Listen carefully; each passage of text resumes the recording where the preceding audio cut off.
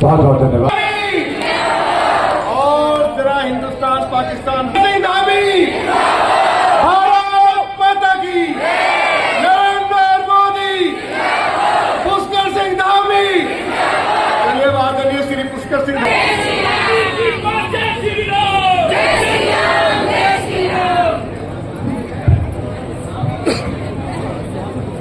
भारत माता की, भारत माता की, कालका माता की, यमुना मैया की, भगवान बद्री विशाल की, बाबा केदार की, पूर्णागिरी मैया की, गोलजू महाराज की, आप सब लोगों की। दक्षिणी दिल्ली लोकसभा क्षेत्र के इस देवली में आयोजित इस चुनावी सभा में मंच पर आसीन जिनके समर्थन के लिए आप सब लोग यहां पर आए हैं, भारतीय जनता पार्टी के केंद्रीय नेतृत्व ने और माननीय प्रधानमंत्री जी ने आप सबकी सेवा के लिए जिनको यहां से इस क्षेत्र दक्षिणी दिल्ली से लोकसभा का प्रत्याशी बनाया है और जिनका एक लंबा अनुभव राजनीतिक क्षेत्र और सामाजिक क्षेत्र में है, ऐसे दिल्ली विधानसभा के नेता प्रतिपक्ष बहुत वरिष्ठ नेता आदरणीय रामवीर सिंह बिलोड़ी जी, भारतीय जनता पार्टी जिला दक्षिणी दिल्ली के अध्यक्ष रामकुमार चौटाला जी, जिला महामंत्री श्री अनिल कटारी जी और इस कार्यक्रम की संयोजक और जिला महामंत्री बहन श्रीमती माया बिष्ट जी, श्री बलबीर सिंह जी महामंत्री, सतपाल सिंघल जी, अनिता सिंघल जी निगम पार्षद देवली, श्री चंदन चौधरी जी निगम पार्षद संगम बिहार, श्री गगन श्रीलाल प्रधान जी सह संयोजक, श्री मोहित गोयल जी एवं संस्थाओं के हमारे सभी अध्यक्षगण, श्री विशंबर दत्त थपलियाल जी, उत्तराखंड पर्वतीय समाज जन कल्याण महासंघ, श्री रविंदर सिंह नेगी जी, उत्तराखंड संगम समाज संगठन, श्री ठाकुर सिंह प्रत्याल जी, उत्तराखंड राबी समिति, Suraj Singh Negi ji, RWA bank colony, Kishan Singh Bisht ji, Shiv मंदिर समिति, ईश्वर सिंह जी, प्रवासी मानव सेवा समिति, श्रीमती बबीता नेगी जी, कल्याणी सामाजिक संस्था, श्री सुरेश चौधरी जी, कैलाश शर्मा जी, JP चौधरी जी, रोहित जी, KS दुग्गल जी, मास्टर देव उदयराम जी, नरेश सिंघल जी, राम ठाकुर जी, संकेत सिंह जी, सुदीप जी, माया सिंह बिष्ट जी एवं राजौरा जी एवं यहाँ पर उपस्थित हमारे सभी पदाधिकारीगण और इस कार्यक्रम में पधारे सभी हमारे बड़े बुजुर्ग और बड़ी संख्या में मेरी मातृशक्ति माताएं बहनें और मेरे नौजवान साथियों, उपस्थित मीडिया के सभी बंधुओं, मैं कितनी बड़ी संख्या में आप सब लोग यहाँ पर पधारे हैं। आप सब लोगों ने मेरा स्वागत किया, मेरा अभिनंदन किया और प्यारे बच्चों ने और बच्चियों ने, हमारी बेटे और बेटियों ने जिस प्रकार से परंपरागत हमारी सांस्कृतिक वेशभूषा में टोपी लगाकर, पिछौड़ा पहनकर और पूरे आभूषण, गले में गलोबंद लगाकर, नाक में नागफला लगाकर मेरा स्वागत किया है। मैं भी देवभूमि उत्तराखंड के मुख्य सेवक के नाते आप सबका दोनों हाथ जोड़कर, सिर झुकाकर आप सबका अभिनंदन करता हूं। और आज मैं आप सबके बीच में, जिनके लिए समर्थन मांगने के लिए आप सबके बीच में आया हूं, आप सब जानते हैं रामवीर सिंह बिधूड़ी जी इस लोकसभा क्षेत्र के प्रत्याशी हैं और ये जो दक्षिणी दिल्ली का ये क्षेत्र है, ये हमेशा से एक राष्ट्रवादी विचारों का उनको पोषित करने वाला क्षेत्र रहा है। 60 के दशक से देश की आजादी के बाद यहाँ पर जब देश में कांग्रेस का बोलबाला होता था, उस समय भी इस लोकसभा क्षेत्र में यहाँ की जनता ने स्वर्गीय बलराज माधव जी को इस क्षेत्र से विजय बनाया था। ये क्षेत्र उसके बाद से प्रोफेसर विजय कुमार मल्होत्रा जी, स्वर्गीय मदन लाल खुराना जी और स्वर्गीय सुषमा स्वराज जी जैसे अनेक महान व्यक्तित्वों ने आपके इस दक्षिणी दिल्ली के लोकसभा के प्रतिनिधि के नाते काम किया, जिन्होंने देश के केंद्रीय मंत्री और मुख्यमंत्री के रूप में भी दिल्ली को अपनी सेवाएं दी। यहाँ से पिछले 10 सालों से रामवीर सिंह भिदोड़ी, हमारे रमेश भिदोड़ी जी इस क्षेत्र के लिए काम कर रहे थे और उनके द्वारा जो काम यहाँ शुरू किए गए हैं, अब उन सभी कामों को आगे बढ़ाने की जिम्मेदारी रामवीर सिंह भिदोड़ी जी की है और वो उन सभी कामों को आगे बढ़ाएंगे। और आप सभी को आने वाली 25 मई को एक बार फिर से दक्षिणी दिल्ली से कमल खिलाना है और कमल पर दिया हुआ एक एक वोट देश के लिए जाएगा।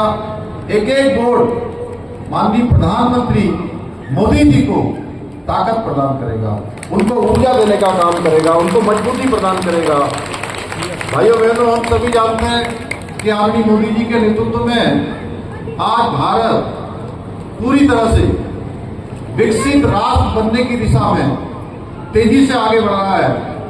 सड़क से लेकर रेल, हवाई अड्डे, इंफ्रास्ट्रक्चर के क्षेत्र में बेहद मजबूती से काम हुआ है। आज भारत दुनिया के अंदर एक बड़े मैन्युफैक्चरिंग हब के रूप में स्थापित हो रहा है।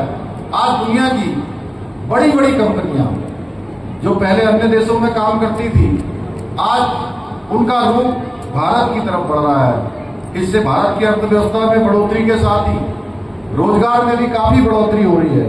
भाइयों बहनों, मोदी जी के नेतृत्व में भारत पूरी दुनिया के बीच में आज एक विश्व शक्ति के रूप में उभर रहा है। आज भारत का डंका पूरी दुनिया में बज रहा है। 2014 से पहले हमारे देश की जो पहचान थी वो एक डब्बू भारत के रूप में, एक पिछलग्गू भारत के रूप में, और दुनिया के मंचों में भारत अपनी बात भी न कह सकने वाले भारत के रूप में भारत की पहचान हो गई थी। उस पहचान से भारत को बाहर निकालने का काम, पूरी दुनिया के अंदर भारत का मान सम्मान और स्वाभिमान बढ़ाने का काम, विश्व में एक नई पहचान भारत को और भारतवासियों को देने का काम हमारे देश के यशस्वी प्रधानमंत्री मोदी जी ने किया है। भाइयों बहनों, नया भारत बनाने का काम किया है। आज उसी का परिणाम है भारत दुनिया की आज 5वीं सबसे बड़ी अर्थव्यवस्था बन गया है। आज रक्षा के उपकरणों, उसके निर्यात के क्षेत्र में भी एक बड़ा निर्यात भारत की सरकार कर रही है। G20 का सम्मेलन देश के अंदर होता है, आप सब लोगों ने देखा, जिसका समापन भारत की राजधानी दिल्ली में हुई। मैं उत्तराखंड में भी पहले इस प्रकार के कार्यक्रम नहीं होते थे। मैं आदरणीय प्रधानमंत्री जी का धन्यवाद करना चाहता हूं कि उत्तराखंड हमारे एक राज्य में भी, एक सीमांत क्षेत्र में भी एक नहीं 3 G20 के कार्यक्रम आयोजित करने का अवसर देवभूमि उत्तराखंड को भी मिला। भाइयों बहनों, दुनिया ने हमारी शक्ति को पहचाना, हमारी क्षमता को पहचाना, और दुनिया के अनेक देशों के प्रधानमंत्री आज कहते हैं मोदी इज द बॉस। और मोदी जी ने पूरे देश को परिवार मान के काम किया है। मोदी जी ने अनेक योजनाएं देश के अंदर लागू की है। गरीब कल्याण की अनेक योजनाएं हैं। जनधन योजना से शुरू करें, जब देश में लोगों के खाते बैंकों में नहीं हुआ करते थे, बैंक केवल कुछ अमीर लोगों के लिए हुआ करते थे, उन अमीर लोगों के बैंकों को भी गरीबों का बैंक बनाने का काम मोदी जी ने किया। गरीब कल्याण की अनेक योजनाएं चलाई, उज्ज्वला योजना, किसान समृद्धि योजना, PM आवास योजना, आयुष्मान भारत योजना, गरीब कल्याण अन्न योजना, इज्जत घर की स्वच्छ भारत की योजना। और मैं देख रहा हूं यहाँ पर उत्तराखंड के इतने सारी मेरी बहनें बैठी हैं, उन्होंने देखा होगा पहाड़ में पानी लाने के लिए कितनी दूर दूर तक जाना पड़ता था, घर में शौचालय नहीं होता था, कितनी परेशानी होती थी, गैस के कनेक्शन नहीं होते थे, गैस के कनेक्शन छोड़िए, चूल्हा घर के खाना बनाने के लिए किस प्रकार से धुएं का सामना करना पड़ता था, किस प्रकार से जंगल से लकड़ियां लानी पड़ती थी, सड़कें नहीं होती थी। प्रधानमंत्री ग्रामीण सड़क योजना में घर घर तक सड़क पहुंचाने का काम, जिनके कच्चे घर होते थे उनको पक्के घर देने का काम, और कोरोना महामारी में जो दुनिया भर के लोग अपने अपने घरों को वापस गए, उनके घरों का चूल्हा न बुझे, किसी को खाली भूखे पेट न सोना पड़े, जो गरीब कल्याण योजना चलाई है 5 साल के लिए, और मोदी जी ने बढ़ा दी है भाई, लगातार 5 सालों तक अभी देने का काम होगा।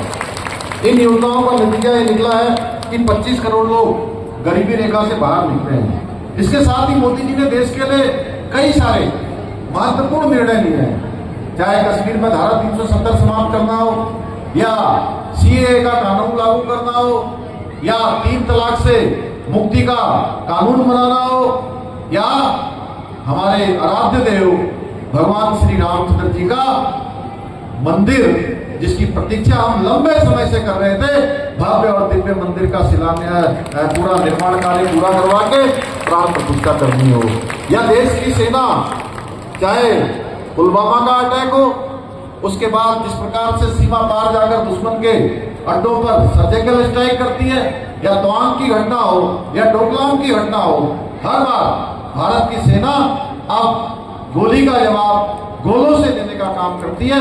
ये नया भारत बनाने का काम मोदी जी ने किया है।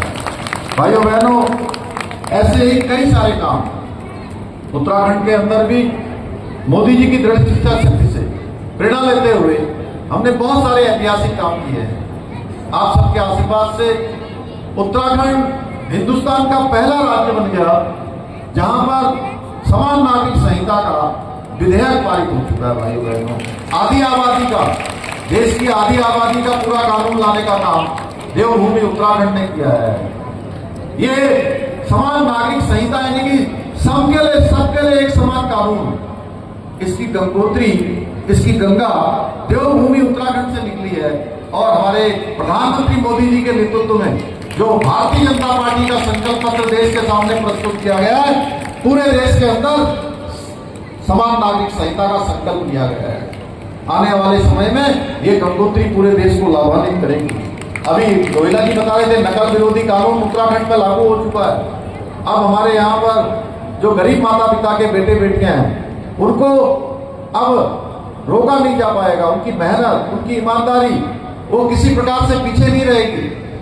मेहनत करने वाले, योग्यता, प्रतिभा, क्षमता वाले जो भी हमारे बेटे बेटियां होंगी, उन सबको चयन का अवसर मिलेगा। एक बड़ी चयन की प्रक्रिया उत्तराखंड के अंदर चली है। हमने हर दिन, ये आचार संहिता लगने से पहले हर दिन नियुक्ति प्रमाण पत्र देने के समारोह आयोजित किए थे। हजारों हजार की संख्या में आज हमने वहां पर नियुक्ति दी है। इसके साथ ही धर्मांतरण का कानून बनाया है, दंगा रोकने के लिए कानून बनाया है। अब दंगा कोई नहीं कर पाएगा। पिछले दिनों हल्द्वानी में आप लोगों ने सुना होगा एक दंगा होने का, एक दंगा करने का कुछ लोगों ने प्रयास किया था, सुना था ना? उनके खिलाफ कैसी कार्रवाई हुई ये सबको पता है। वो आज कहाँ है यह भी सबको पता है। जिन्होंने कानून अपने हाथ में लेने का काम किया, आगजनी करने का काम किया, सरकारी संपत्ति, निजी संपत्ति को नुकसान पहुंचाने का काम किया, भाइयों बहनों, कड़ाई से कानून ने उनके साथ काम किया है। इसके साथ साथ देवभूमि उत्तराखंड का मूल स्वरूप किसी कीमत पर नहीं बिगड़ना चाहिए। ये मेरा भी संकल्प है देवभूमि के मुख्य सेवक के नाते। ये आप सबके संकल्प को आगे बढ़ाने का मैंने संकल्प लिया है। आप दुनिया के अंदर कहीं भी जाएंगे और आप कहेंगे कि हम देवभूमि उत्तराखंड के रहने वाले हैं। यहाँ भी दिल्ली में भी आप कहीं कहते होंगे कि अरे उत्तराखंड के हैं, तो आपको देखने का जो भाव है वो लोगों का बदल जाता है। सोचते हैं कि देवभूमि के लोग हैं, ईमानदार हैं, सच्चे हैं, अच्छे हैं, परिश्रमी हैं। हर किसी का एक विश्वास होता है, चेहरे का भाव बदल जाता है। इसलिए भाइयों बहनों, उत्तराखंड के अंदर कहीं नीली चादर चढ़ाकर, कहीं पीली चादर चढ़ाकर, कहीं हरी चादर चढ़ाकर तमाम सरकारी जमीनों पर कब्जे हो रहे, अतिक्रमण हो रहा था। उस अतिक्रमण को हटाने का हमने संकल्प लिया, अभियान चलाया और 5000 एकड़ से भी ज्यादा जमीन हमने अतिक्रमण से मुक्त करवाई है। यह अभियान हमारा रुकने वाला नहीं है, यह अभियान आगे भी चलने वाला है। भाइयों बहनों, इतने कड़े निर्णय केवल भारतीय जनता पार्टी की सरकार ही ले सकती है। और आप सब जानते हैं, आप देवभूमि उत्तराखंड के लोग भली भांति जानते हैं, हमारे प्रधानमंत्री मोदी जी के हृदय में उत्तराखंड बसता है। ये टोपी भी आज विश्व विख्यात टोपी हो चुकी है, ये ब्रह्म कमल की टोपी। इसको विश्व विख्यात बनाने का काम भी हमारे प्रधानमंत्री मोदी जी ने किया है। 26 जनवरी 2022 को लाल किले में उन्होंने टोपी धारण की, और कोई ऐसा अवसर नहीं होता है जब मोदी जी किसी न किसी रूप में उत्तराखंड का स्मरण न करते हो, उत्तराखंड को याद न करते हो। हर समय उत्तराखंड कहीं न कहीं रहता है। जहां चार धाम, आज देखिए कितनी यात्रा हो रही है, इतने श्रद्धालु आ रहे हैं कि पिछले 4 दिनों में, 5 दिनों में पिछले सालों की तुलना में दुगने आ चुके हैं। जितने पिछले साल आए थे उसकी दुगनी संख्या आ रही है। आज भी मैं आप सबके बीच में यमुनोत्री से सीधे आप सबसे मिलने के लिए आया, रामवीर भाई का समर्थन मांगने के लिए, रामवीर भाई के लिए। इसी प्रकार से आदि कैलाश की यात्रा करने वाले वो देश के पहले प्रधानमंत्री हैं जिन्होंने 18,000 फुट की ऊंचाई पर जाकर पूरी दुनिया को आदि कैलाश दिखाने का काम किया, आदि कैलाश की ओर ध्यान आकर्षित किया। भाइयों बहनों, जहां 4 धामों को उन्होंने विकसित किया है, वहीं मानस खंड यानी कुमाऊं क्षेत्र के जितने मंदिर हैं उनको भी अपने 9 रत्नों में शामिल किया है। ऋषिकेश कर्णप्रयाग रेल लाइन जहां तेजी से आगे बढ़ चुकी है, वहीं टनकपुर से बागेश्वर रेल लाइन का भी काम जल्दी ही शुरू होने वाला है। अनेक काम उत्तराखंड के अंदर हुए। आज हवाई सेवाएं हो, चाहे हमारी स्वास्थ्य सेवाएं हो, चाहे रेल सेवाएं हो, चाहे रोड सेवाएं हो, चाहे रोपवे कनेक्टिविटी हो, तेजी से काम हुआ है। उत्तराखंड के 9 रत्न उन्होंने विकास के हमको दिए हैं। हम कोई भी अवसर पर माननीय प्रधानमंत्री जी के पास जाते हैं तो वो हमेशा हमको स्वीकृति प्रदान करते हैं, हमारा हमेशा सहयोग करते हैं। इसलिए मैं आज आप सबसे कहने आया हूं कि एक तरफ मोदी जी हैं जो देश को विकास के पथ पर आगे ले जाना चाहते हैं, तो इस चुनाव में दूसरी तरफ कांग्रेस और आम आदमी पार्टी जो देश को फिर से भ्रष्टाचार की खाई में धकेलना चाहते हैं। आपको याद होगा 2014 से पहले किस प्रकार से भ्रष्टाचार के आखंड में डूबी हुई कांग्रेस की सरकार थी।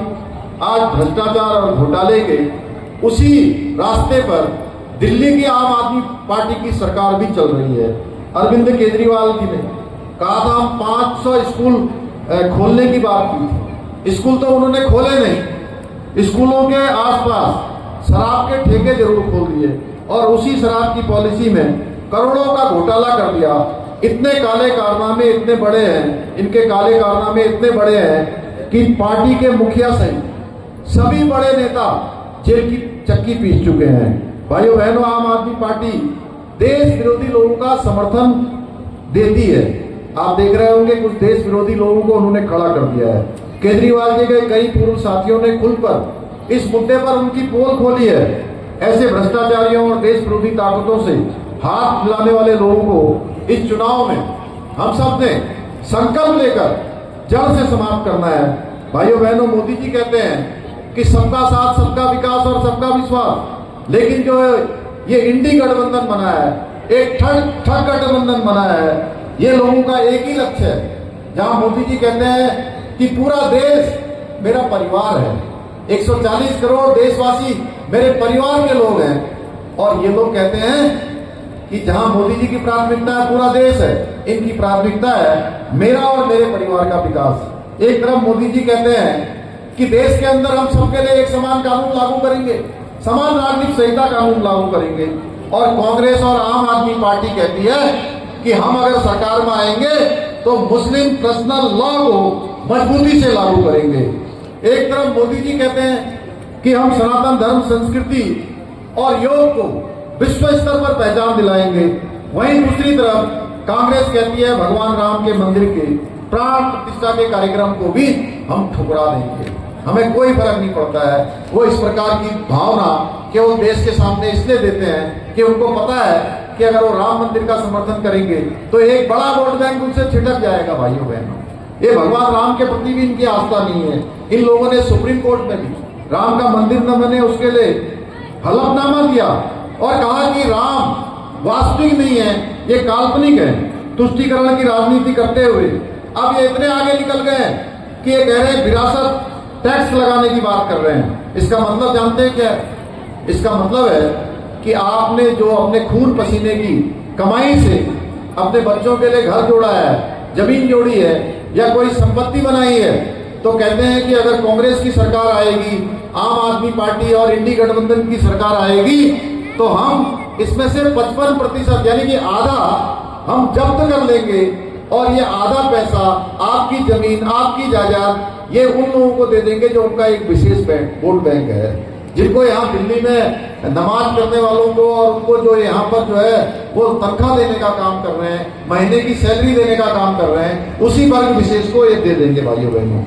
वही ओबीसी का आरक्षण इन लोगों ने कर्नाटका के अंदर एक वर्ग विशेष के लोगों को दे दिया है। ऐसे नियम ये पूरे देश में लागू करना चाहते हैं।